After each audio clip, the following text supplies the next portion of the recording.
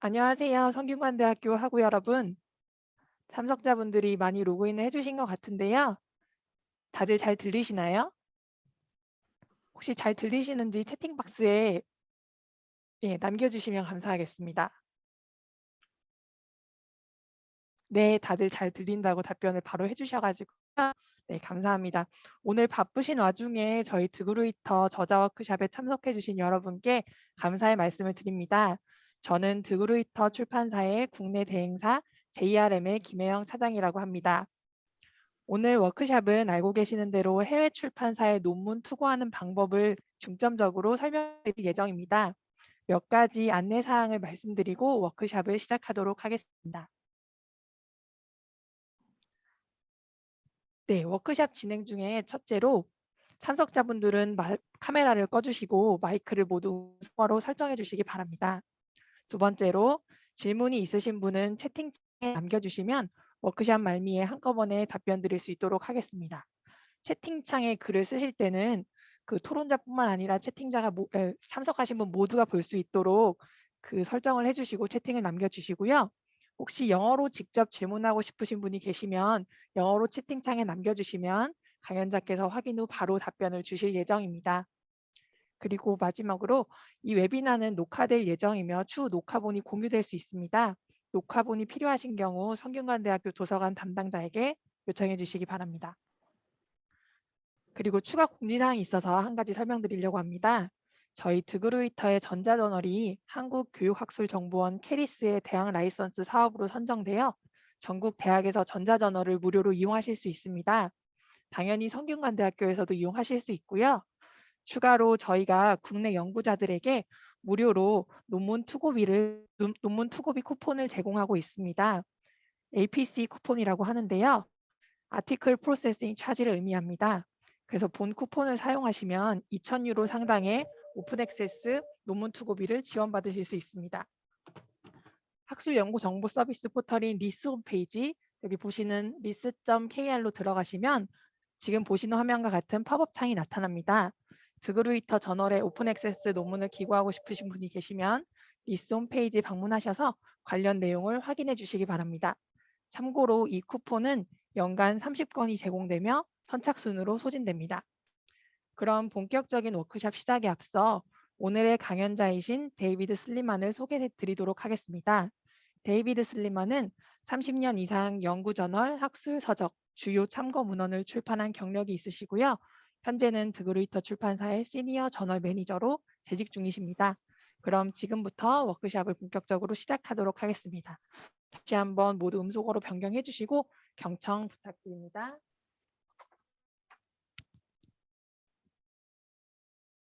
David, over to you. Thank you very much indeed. What I will do is share my screen.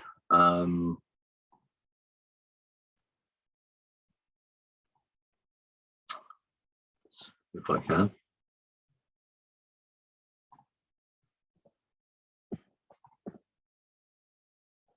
There we go.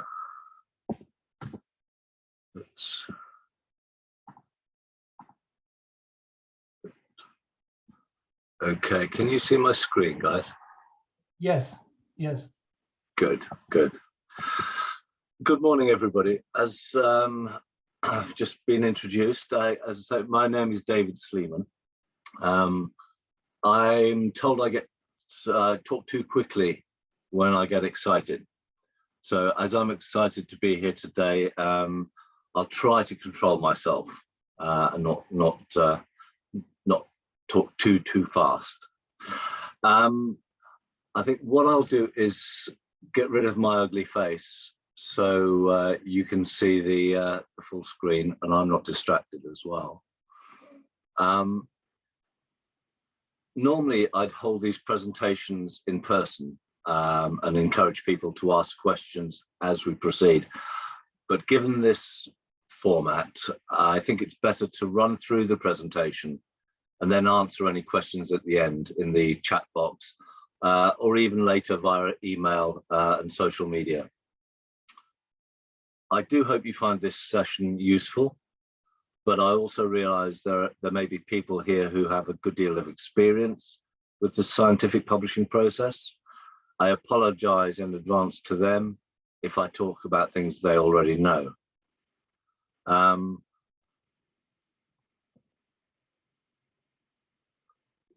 see if we can move on.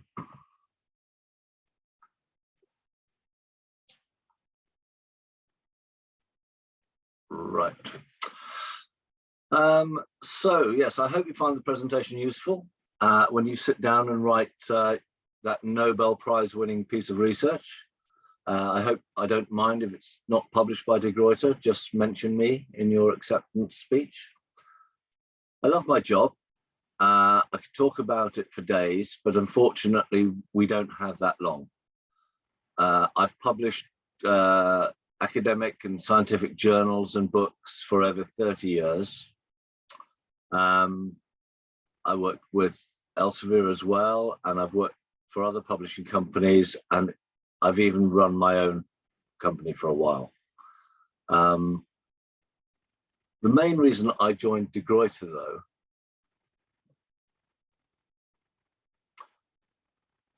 was because of its rich history and its reputation for putting the authors and customers first. The company is also eager to embrace new technologies to provide a better service for those authors, librarians, reviewers, and editors.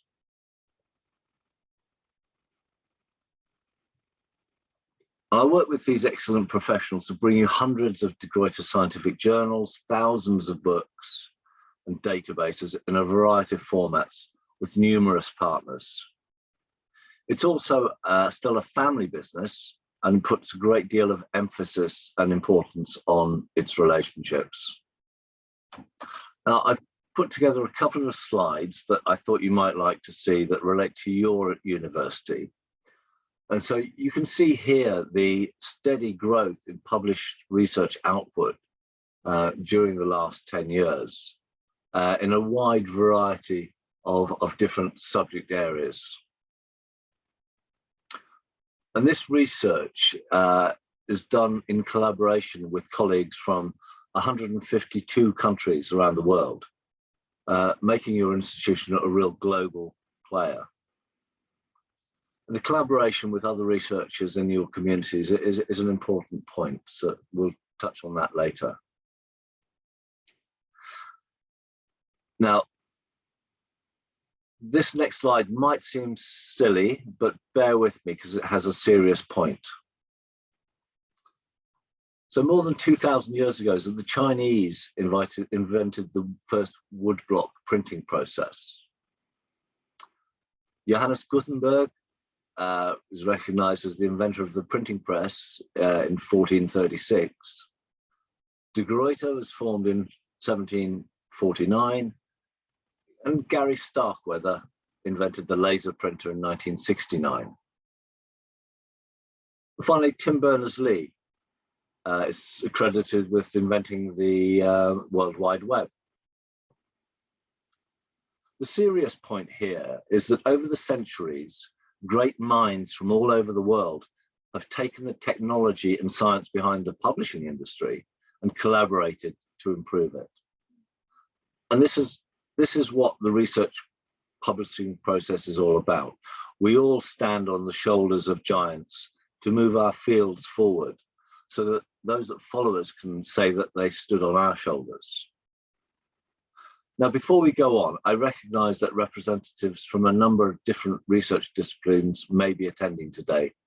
And so it's impossible to tailor this presentation for everyone's precise needs. But hopefully the content I've prepared will make sense and be helpful for everyone in some way. Now, the research cycle itself is one I'm sure most people here are familiar with.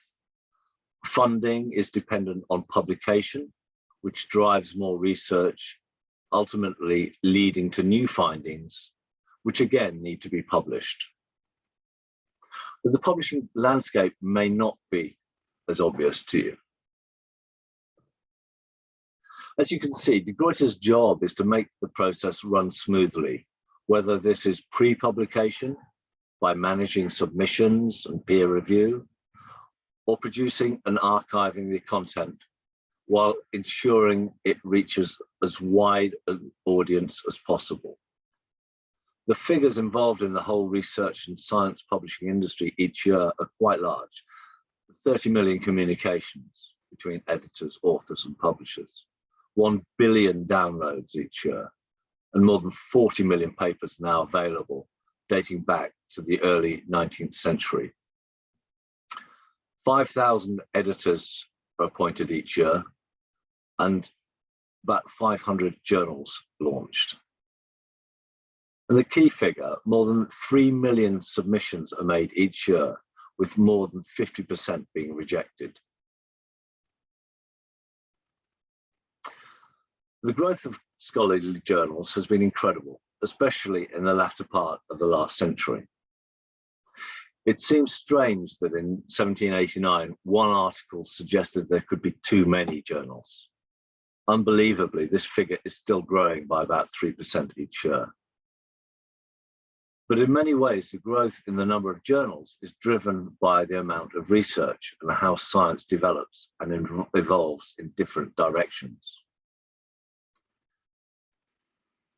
In 2018, 2.6 million research articles were published in the 50,000 most important journals. That's one every 12 seconds, and each one takes about 40 minutes to read. So why is it important to write a good paper? Well, I think we've just seen that the competition out there is vast. And so before submitting your paper, you've got to make sure that it's an excellent reflection of your work presented in the most professional way. If you frustrate or annoy editors and reviewers, you make it easier for them to reject you. So you have to ask yourself, can you publish this? Give consideration to your research and ask yourself the following questions. Have you found something that is new and interesting? Is it unique? Is the work currently, is it related to a current hot topic, something that's high in the minds of every other researcher in your field? Have you checked the latest results or research in the field? And have you provided solutions, real solutions to any difficult problems? And have those findings been verified? If necessary, have the appropriate controls been performed? And are your findings comprehensive? Or do you feel the narrative is incomplete? But if all the answers are yes, a good, strong manuscript is what is needed next. But it's important to become a friend of the editors. Don't submit papers that are clearly out of scope of the journal. Format the paper according to the guide for authors. And you'll find the guide for authors and the aims and the scope of the journal on the journal webpage. So refer to that. Make sure that your paper is aligned to the scope and the guide. Are you providing any reviewers, suggested reviewers? Make sure that they are appropriate reviewers. It doesn't mean that the editor will necessarily use them, but it will be appreciated. Are you responding properly to a reviewer's comments and recommendations? Don't resubmit a rejected article without revising it. And the standard of English is extremely important as well. The language is, as an Englishman, I do feel slightly guilty when I come to this slide. Like most of my compatriots, I'm bad at other languages. So I'm grateful that English is the main language of written science, even if it doesn't seem fair. However, given that it is so widely used, it's important to stress its correct use. Editors and reviewers reject on the basis of poor English.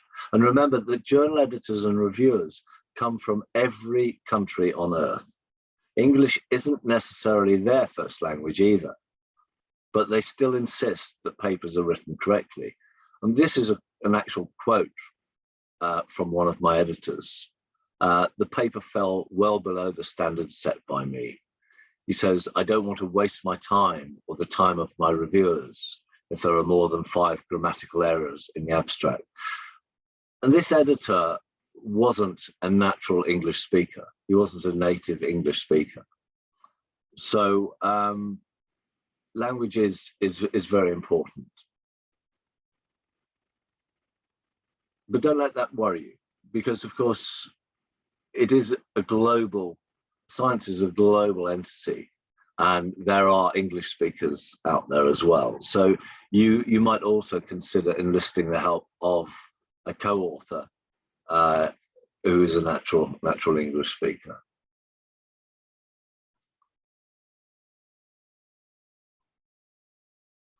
So your paper, what is it? Well, for you, it should be the key to the door of your research community. And for the research community, it's meaningful only if it's clearly understood, if it's reproducible in some cases, but that it's read and it's used.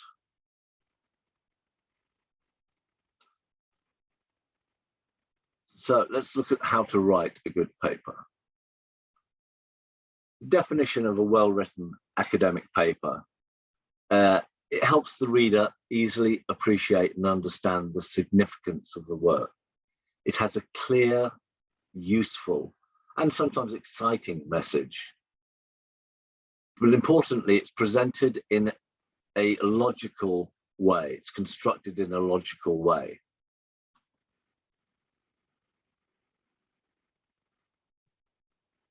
Preparation's key. Deciding what type of article you're going to write as well. There are several types of articles, the main ones being full articles, full research articles, review papers, or shorter letters and rapid communications. Looking at these in turn, a full original research paper, it's a way of disseminating your completed findings, your research findings. On average, and this is just an average, on average, it's typically about 10 pages, 5 figures, 25 to 30 references. The idea is that you should draft it and then submit the paper to an appropriate journal.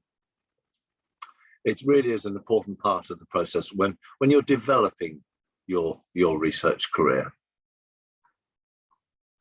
A review paper is more often than not will have been commissioned by the journal editors, but it's a critical synthesis of a specific research topic.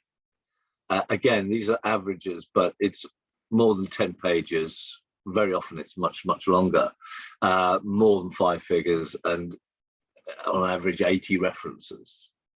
So it's a great way to consolidate your career. As I say, more often than not, a review paper, will be commissioned by an editor of a journal. Short communications or letters, rapid communications, they're there for you to get news of significant breakthroughs and advances out to your community as quickly as possible. There are dedicated journals for letters, and sometimes authors use these, and then they go on to develop a full-length paper. So once you've decided on the type of article you wish to write, you've got to consider selecting, excuse me. Well, here we have, let me back up a bit. Here I can show you the impact that these 3 types of papers have. A review journal will often be highly cited for a longer period of time, much more highly cited than a regular article, which you see here in green. Short communications and letters are very highly cited early on, and then it tails off quite quickly in comparison to regular articles and review articles. So choosing the journal. I think the best piece of advice I ever heard was to submit to a journal that you read yourself, one that you have a real feel for. You should give a great deal of consideration, again, to the aims and scope of the journal, making sure it is the right journal for you. The type of manuscript you've written that we've just touched upon, the specific subject area. There are journals that cover niche areas within broader scientific areas. Your paper might be better suited to one of those than a more general journal. So, for example, a journal on the Journal of Chemistry might be a very broad one, but you might be looking at organic chemistry, and there are specific journals for organic chemistry. So you have to think about this. So again, look at those, look at the aims and scope. What is the significance of your work? The prestige and quality of the journal is obviously important, and as is the editors' reputations and the respect they have within the field. You might also consider the speed of the journal. The editorial speed is becoming increasingly important because, of course, the online allows us now to publish much quicker than we used to when I started, when we had print. What's the community and the audience associated with the journal? Again, this goes back to, is it something that you would read yourself? And the coverage and the distribution, is it a regional journal or is it international in nature? Sometimes a regional journal is ideal for the type of paper that is being submitted. Oops, sorry. As I've said before, and I keep saying it because it is important, always apply the guide to authors to your manuscript. Every journal has a guide for authors. It'll have been written by the editors, so you ignore it at your peril.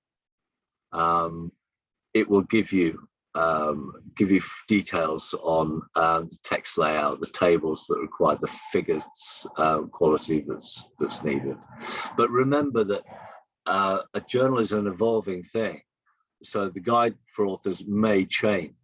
So even if you're submitting a second paper to the same journal, it's worth taking another look just to make sure that they haven't changed their requirements. So when we come to constructing our paper, most articles should be constructed in this way. Although it would be wise to take counsel from colleagues or study previously published papers in your field, because as I've said, this presentation is fairly generic. When preparing the title, the abstract, and choosing the keywords, always bear in mind that these are areas that will be used for indexing and therefore search engines. For the main body of the article, the introduction, the methods, results, discussion, make sure that you never use more words than are actually needed. Be concise in your writing, but be precise. And finally, ensure you have a conclusion, acknowledgements, references, and include any supporting materials. Now, the title, it might seem obvious, but use the title to tell your reader what the paper is all about. It's like a headline in a newspaper. It doesn't tell the full story, but it should be sufficient to attract the reader's attention and then encourage them to read more. However, keep it concise, informative, and avoid any jargon or abbreviations. There's some real life examples here of titles before and after revision. Remember, the reader also has limited time. Remember the slide I showed you, it takes 40 minutes to read a paper. they have limited time available, so avoid using unnecessary titles. Be specific. Ask yourself, how would I search for this information? Put yourself in the position of the reader. And finally, you've got some actual criticism from an editor here. Again, this editor, wasn't an native English speaker, but he says, the English hit needs help. The title is nonsense. You must be specific. But encouragingly, he says, I suspect there is something special about these properties. So he hasn't been fully put off by the title, but he wants, or he or she, I can't remember the gender, but they want help. So as I say, keep it concise. The abstract is like an advertisement, if you like, in a newspaper. Once again, be as brief and concise as possible. A clear abstract will influence whether your work is considered, whether the editor wants to invest more time in it. The keywords, as I said before, are used by indexing and abstracting services. They're the labels to your manuscript. Try not to use abbreviations unless they're recognized, like DNA, for example, is a recognized abbreviation. Again, check the guide to authors for any guidance there on keywords.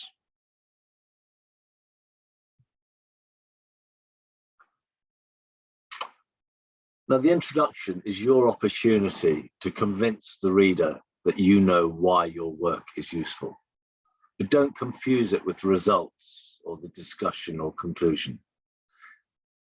What's the problem you're addressing? What are the main limitations? Are there any existing solutions? And very importantly, what do you hope to achieve? When writing up your methods, you should include detailed information so that the reader is able to replicate any experiment. But don't forget to reference previously published procedures. You would want those who read your work to do the same for you. The results, this is where you present your essential or primary results, and you may wish to use graphs or tables or photographs to illustrate your points. The discussion section, this is where you can show how the results relate to the study's aims, how they relate to other studies. Try and include all possible interpretations of your findings and even the limitations of the studies. Be honest about the limitations of the studies. Don't make grand statements that aren't supported by the data you're giving. And don't introduce new results or terms that don't make any sense. But don't ignore work that conflicts with your findings. Be brave, address it, and convince the reader that you are the one who's correct. Now, the conclusion shouldn't merely repeat the abstract. The abstract is an overview of the paper. The conclusion should be used to highlight what you have shown, what it means to the field, for example, and describe applications or possible extensions of the work. In the acknowledgements, you should acknowledge anyone who's assisted with you with the work, but do ask their permission first. These people may be other researchers who have offered hands-on assistance, somebody who's provided help polishing the language or offered critical comments. But whatever you do, don't forget anyone who's provided funding and include any grant or reference numbers. The references. Now, this is really, really important. The references, more mistakes are usually made with the references than any other part of the manuscript. I've known editors who will reject otherwise good papers because they have to work through and correct a full list of references. The idea is to make a friend of the editor not a lifelong enemy. So remember to cite the main scientific publications on which your work's based. Don't inflate the manuscript with too many references when they're not needed. Avoid excessive and especially unnecessary self-citations. Obviously, you know, if you've published before and you're referencing a previous work, you will have to cite your own work, but it's the excessive nature that we're concerned about. Avoid excessive citations from the same region or the same institute. You know, if it's not necessary, don't do it. Again, it might be necessary, but not to an excessive point. And as I said earlier, you know, 20 to 30 references are appropriate for a full text article. So who's the first named author? Well, the first named author will be the one that conducts or supervises the analysis, the proper presentation, and the interpretation of results. They put the paper together and they submit the paper to the journal. The co-authors make intellectual contributions to the data analysis, and they contribute to its interpretation as well, while reviewing each paper draft. They must be able to present the paper, its results, and defend any implications and discuss its limitations. You do want to try and avoid leaving out authors who should be included. That's not a good way of making friends. But equally, you don't want to include authors when they didn't contribute significantly. Somebody in your office who makes you coffee to keep you writing at night isn't a co-author. Now, when we submit the paper, the first one thing you will do is submit it with a cover letter, sorry. A good cover letter gets you in the editor's door. This is the main opportunity to address the editor directly. And believe me, if you assist and you convince them at this stage, you will certainly be looked on more favorably. It doesn't guarantee publication, but it makes a friend of the editor. Let the editor know that you have approval from all your co-authors, and explain briefly and concisely the importance of the research. If you can provide 3 or 4 suggested reviewers, this may also help. But try to use experts or choose experts from outside your own institute and country. From conversations I've had recently, I can assure you that this is increasingly appreciated by editors. As I said, it won't guarantee publication, but it will guarantee you receive more attention than others, maybe even for your next submission. Like elephants, editors have very good memories. And finally, check and check again. Ask your colleagues to read your work again and be critical. Go back to the guide for authors and the aims and scope. Are you really sure it's appropriate for the journal you're about to submit to? Conduct a final check for language, either by a native English speaker or an editing service. There are lots of editing services out there. Ensure that the literature you're citing is balanced. And are the results clear? Are the aims of and the purpose clear? And finally, use a spell checker. Now, rejection. This is something I know something about over the years.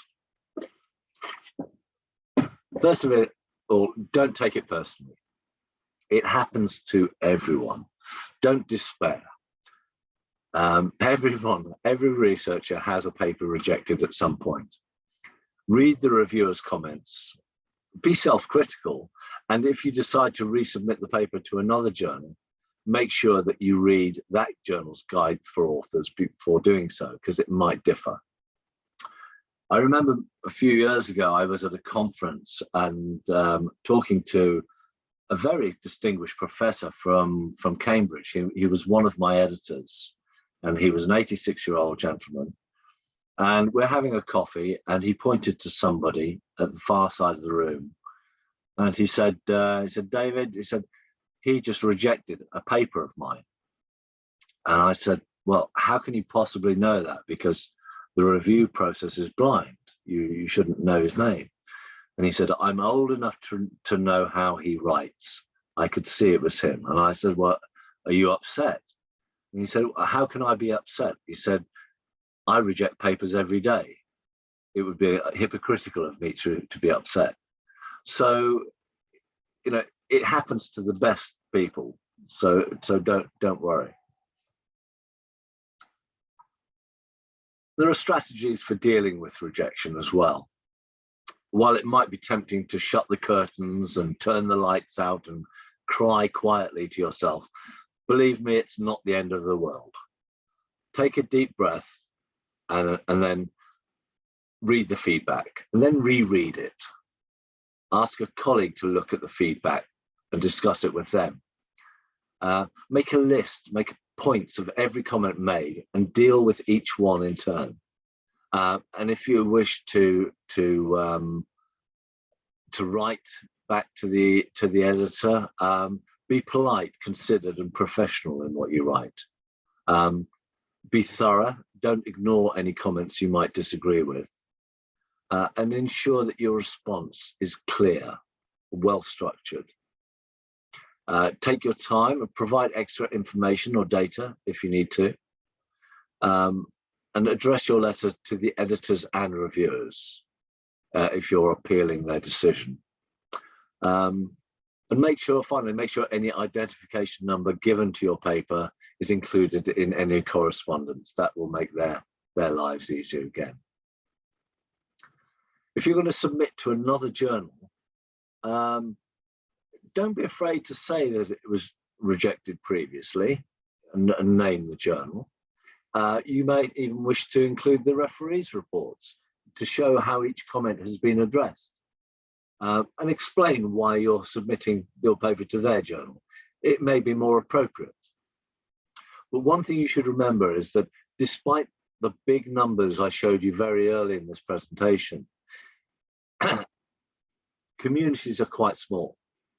So the editor of the first journal that you submitted to might actually be a reviewer for the second journal. So it's really important that you have taken on board the reviewer's comments. If you ignore the original feedback, there's a really good chance that the paper will be rejected again.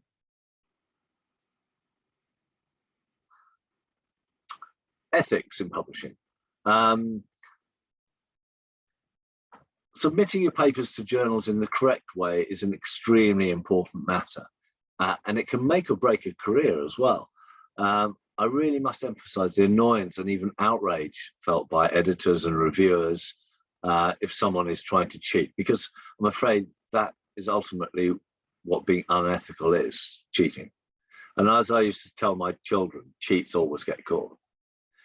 It's important that everyone knows exactly what is right and what is wrong, because the editors do not accept excuses. Unethical behavior can include the falsification of results, plagiarism, duplicate or multiple submissions, redundant publications, failure to acknowledge prior research and researchers, and inappropriate identification of co-authors, or indeed any conflict of interest. When we're talking about fabrication and falsification, fabrication is when someone makes up data and results and records them as being factual, as true information, when they're not. Falsification is the changing of information so that the research results are not accurately portrayed.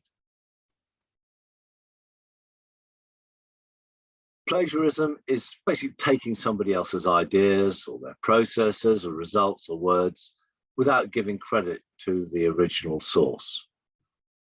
By taking the credit and rewards that are really due to other people, it's nothing less than theft, and it eliminates the motivation of other scientists to generate new ideas. there have been cases when I think it was the president of Austria.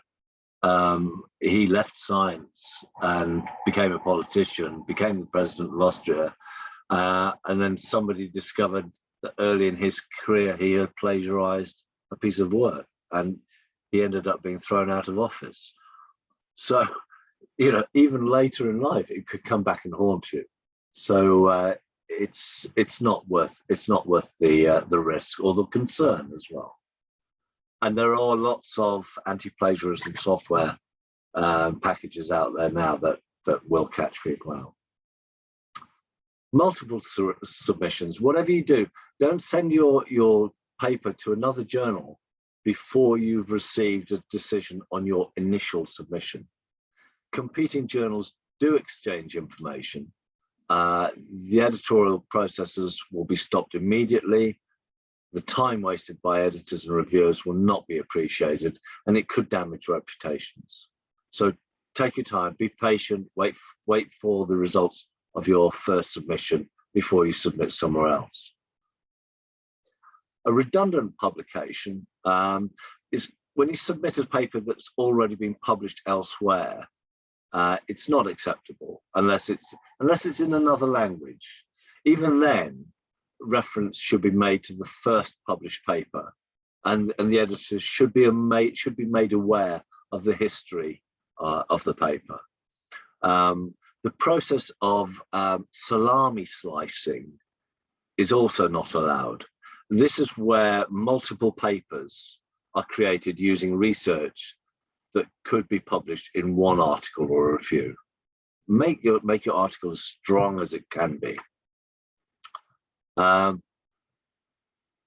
for anyone who is still awake, I thank you for your company wherever you are in the world, because I believe there are people dialing in from elsewhere. As we've all seen this year and previous couple of years, our planet's a small place. So when we come together, we can face any challenge. Feel free to contact me on LinkedIn. I promise I'll accept your invitation, and I'll answer any questions I can at a future date. So I'll come out of my presentation and pass over to my colleagues.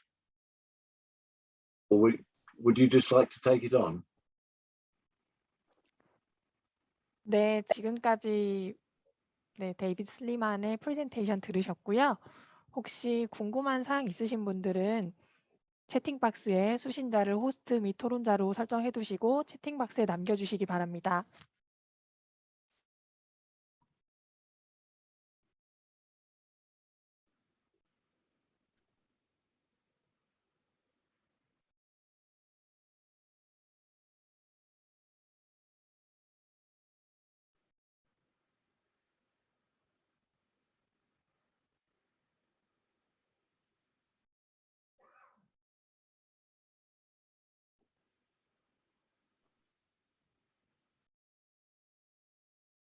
네, 오픈 액세스 저널에 투고할 때 고려해야 할 사항이나 선택하는 기준에 대해서 궁금하다고 해주셨는데요. 네, 제가 한번 강연자분께 여쭤보겠습니다. David, there is a question about the open access journal. When they submit open access article, what is the important things to do that? Okay. Well, open access is just another method of publishing. With open access, the difference is that the author or the institute or the funding body pays a fee to publish. However, a good journal won't accept a paper. You're not paying to be published. You have to still go through the submission process, and the paper still has to be accepted. It might be rejected anyway. You won't have to pay anything until it is accepted. But I think there is confusion. Some people believe paying a fee guarantees publication. This is not the case. not for good journals, for reputable journals. You will be judged on the merits of your research. So if your research quality is good, the paper will be accepted. If if the paper is well constructed, it'll be accepted. And at that point, you will be given a choice of whether to pay the fee. At De Gruyter and many other publishers, there are different types of journals. Some are purely open access, and they're purely open access journals. At De Gruyter, we have those journals, but we also have what we call hybrid journals. And in those journals, some of the content is subscription only, but if your funding body or your institution insist on the paper being made freely accessible for everybody as an open access article, the journal will also allow that as well. So hybrid journals will accept both types of papers. Open access only journals, there is generally a fee involved. Does that help? Yes, I think so. 네, 그래서 오픈 액세스 저널에 투고할 때도 다른 저널들과 마찬가지로 방금 강연자분께서 설명해 주신 대로 그 과정을 다 동일하게 거치셔야 되고요. 특별히 다른 사항이라 하면 마지막에 이제 저널이 그 아티클이 출간되는 상황에서 그 마지막 단계에서 그 저자가 직접 이제 그 아티클 프로세싱 차지를 이제 직접 내는 거거든요. 그래서 이제 그 부분이 이제 일반 전통적인 학술 출판과는 다른 부분이고요. 아까 말씀드렸지만 그 저희가 지금 캐리스와 함께 하고 있는 대학 라이선스 시범 사업에서는 그 논문 투고 마지막 단계에서 이제 모든 단계를 거치신 후에 출판이 결정되면 그 캐리스 대학 라이선스 사업의 그 APC 쿠폰을 사용하실 수 있는 거기 때문에 그 점 염두해 주시고요. 그 투고하는 과정은 다른 일반적인 아티클 출판하시는 거랑 동일하다고 봐주시면 되겠습니다.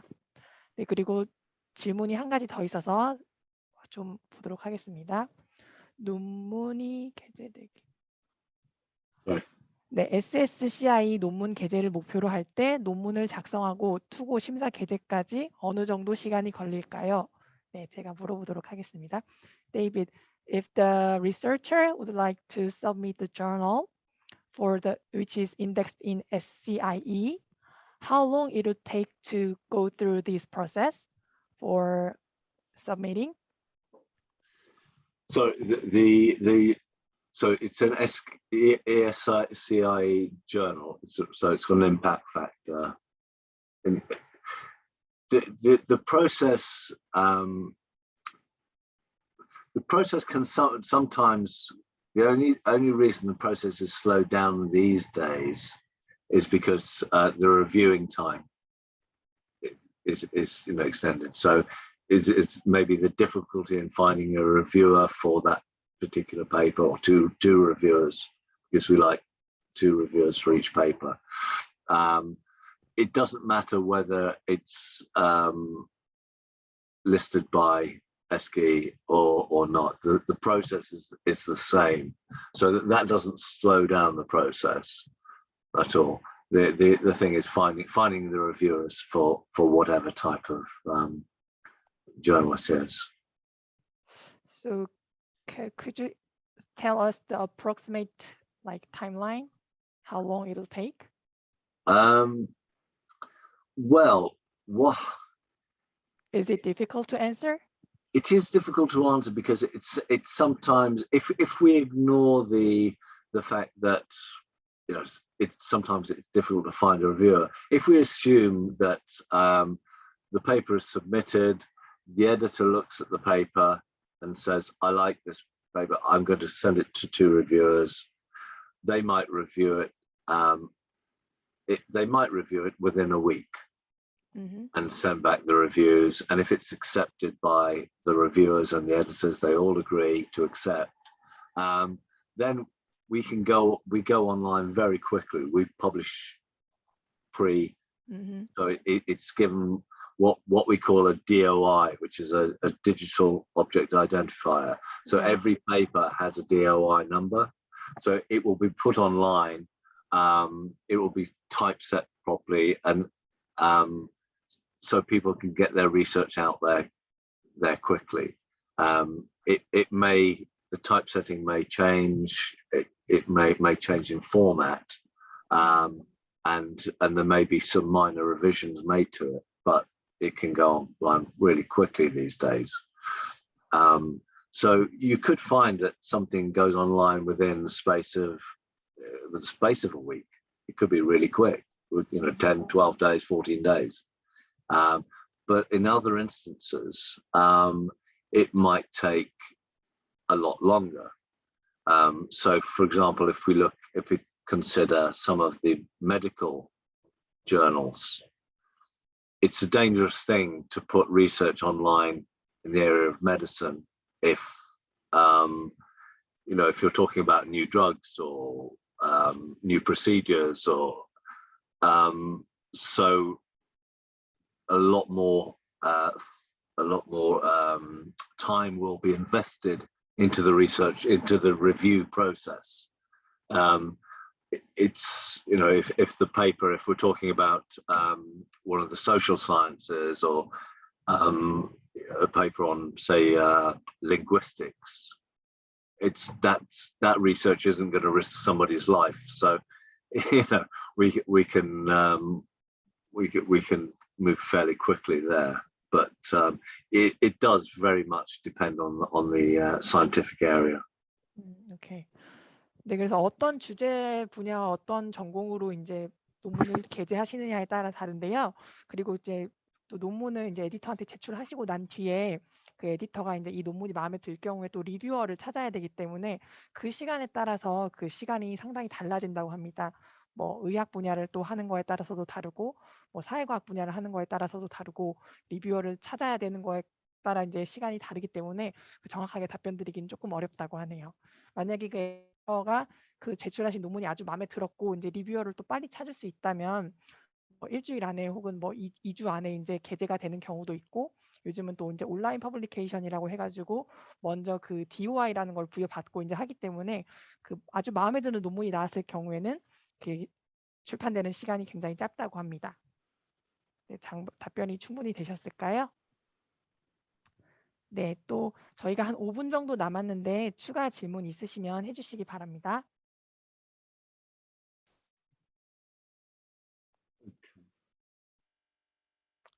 I see a couple of questions here. Do you want me to answer these? Yeah, I already asked you about those questions. Oh, the crucial. Sorry, when it says sorry, I misunderstood the question. I think it's important to go back to this because the impact factor of a journal is important. It's a measure of how good a journal is, but sometimes the specific scientific area that you're dealing with, and I think I touched on this in the presentation, is that when I was talking about submitting to a chemistry journal, or maybe a organic chemistry journal, or a journal on chemometrics, there are different journals for different areas. So whilst the broad chemistry journal, Nature Chemistry, might have a very high impact factor, but are all the readers of Nature Chemistry people that you want to attract as an author? If you're writing a paper on chemometrics, or the impact factor might be lower on the chemometrics journal, but that is your community. Those are your, around the world, those are the people that will definitely be reading your paper. And the other thing is, if you submit to a broad journal and it's too specific, they may reject it anyway.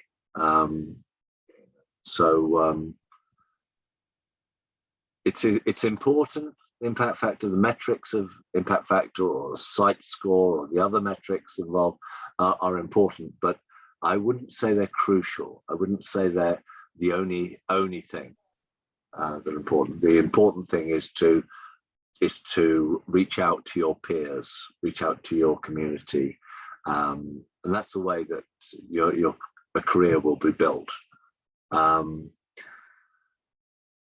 the ratio of accepted to rejected papers, again, it depends on the journal, but I would say on the journals that we have at Gruyter, I would say the average rejection rate would be quite high, would be 70 to 70%, about 70% on average. So there are a lot of papers rejected. And it's not always because they're bad research. It might be just because they don't fit the aims and scope of the journal, or so this is why I kept saying, and I know I sound repetitive, and I'm sorry about that, but it's important to submit to the right journal. And the point I made about, is it a journal that you would read yourself? You're doing research, but you're reading research as well. So why submit it to another journal, even if it has a big impact factor? If you're reading several journals every day, those are the journals that you really want to be submitting to.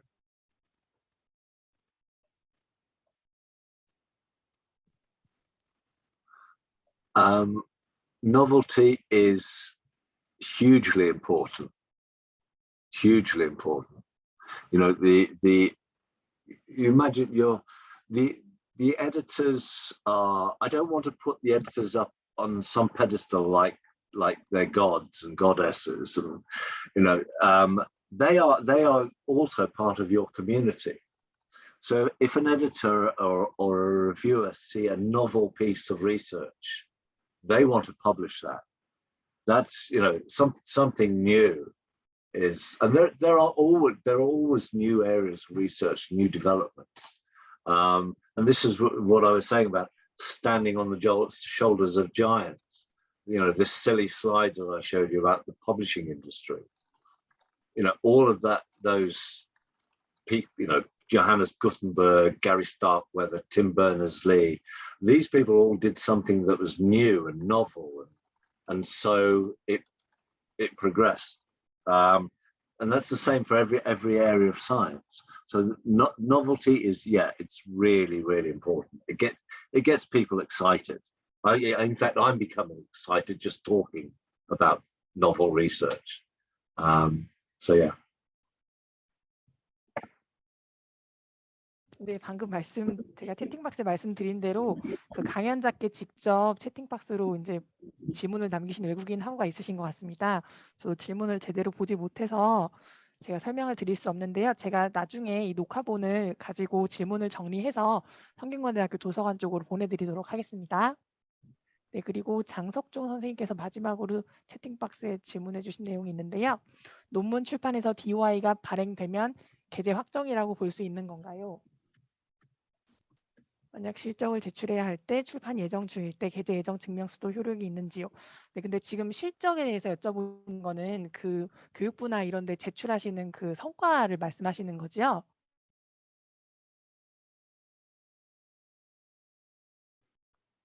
그 부분이라면 저희가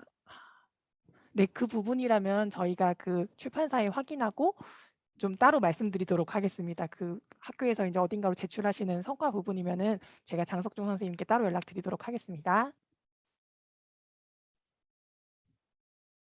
네, 지금 저희가 시간이 5시가 돼가지고 네, 또 혹시 추가 질문이 있으실까요?